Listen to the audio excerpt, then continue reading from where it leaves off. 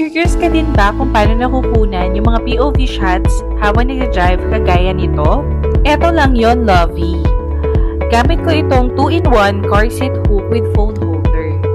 Super easy niya lang i-install. May stable phone holder ka na, hands-free, at hassle-free. Hindi mo na kailangan ng tao mag-video sa'yo. At ang tibay nito ha, kahit anong lubak, kahit anong preno, hindi natitinag yan. Mas matatag pa sa relasyon ng jowa mo. Char lang! So, kung ayaw mo naman ng gamitin sa pag-video, pwede mo siyang itiklop lang. Tapos, ayun, instant sabitan ng bag, pwede kang magsabit ng mga groceries, or kahit yung emotional baggage mo. But kidding aside, so kung gusto mo rin ito, check the yellow basket. Limited stocks lang yan, kaya bilisan mo na. Go!